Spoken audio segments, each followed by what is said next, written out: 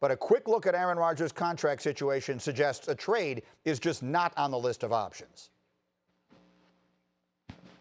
Yeah, pretty much impossible, Greeny, at this point. If they were to trade him now, very hypothetically, it's more than $51 million in dead money on this year's salary cap. It would actually add $29 million to this year's cap. They don't have that cap room to even do it if they wanted to.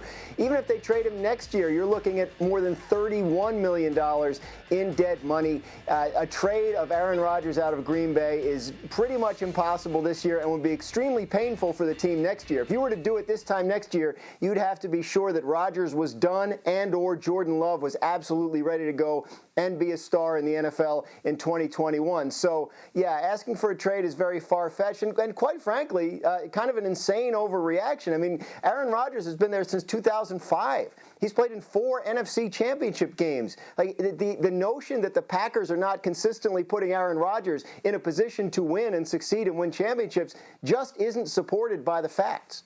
Okay, that's one way to look at it. Another way to look at it are all of the stats about all the receivers they haven't gotten them in the no first-round picks and all the rest of that. And you wonder if a quarterback of his stature, one championship might be deemed an organizational underachievement. That's one way to look at it. You can go either way. Ryan Clark, let me come to you on this, because let's just say for the sake of argument that Rodgers is really unhappy with what they've done. But we've just described that he can't get traded in the next 2 years, realistically speaking. So now what happens?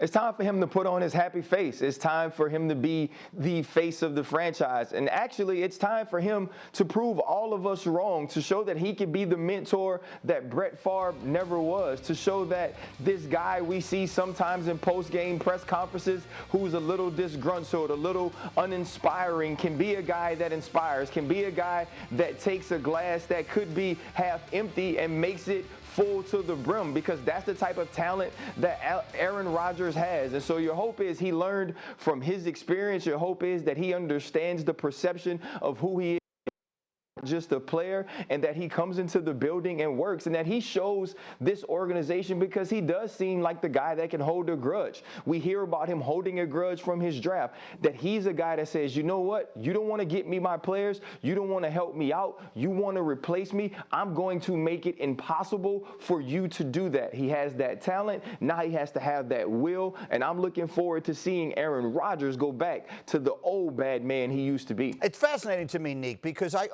I understand the aging quarterback and the all-time great, like a guy like Rodgers clearly is, saying, look, mentoring a young guy is not part of my job description. That's not what I've signed on for here. I've signed on to try and win a championship. So does it make him, for lack of a better word, does it make him a bad guy if he doesn't feel like that should be part of what he's dealing with right now? I don't think it does, but I think the perception, whether it makes him a bad guy or not, the perception will be part of your responsibility as an aging quarterback is to be kind and decent to someone coming in. I think you don't have to spend all your time mentoring them, but you should be supportive of any of your teammates. But I do agree that I agree with most people that I didn't like the Jordan Love selection, but the more I think about it, I understand the rationale behind it, because it's not like Aaron Rodgers was great last year. He was pretty average or below average as a quarterback. So maybe it's time to move on, and having having Jordan Love, once they move on from Aaron Rodgers in probably 2 years, having him as a cost control quarterback for 3 years, assuming he pans out pretty well, like that kind of makes sense as a move if you don't think that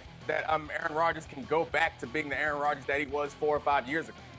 Listen, it's all well and good for it to make sense for the organization, but RC, I'll come back to you again on this. Yes, to be kind and decent towards Jordan Love is reasonable. We should be kind and decent to everybody. But if I'm Aaron Rodgers, I'm thinking to myself, I'm trying to win a championship here. I'm not worried about what we're going to be doing in 3 years. And I don't blame him if that's the way he feels right now.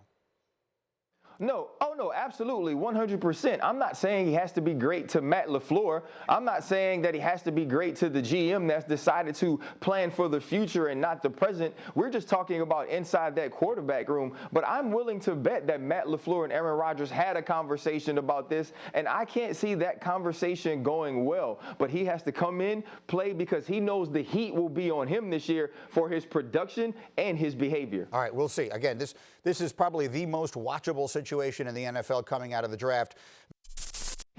Thank you for watching ESPN on YouTube. For live streaming sports and premium content, subscribe to ESPN+.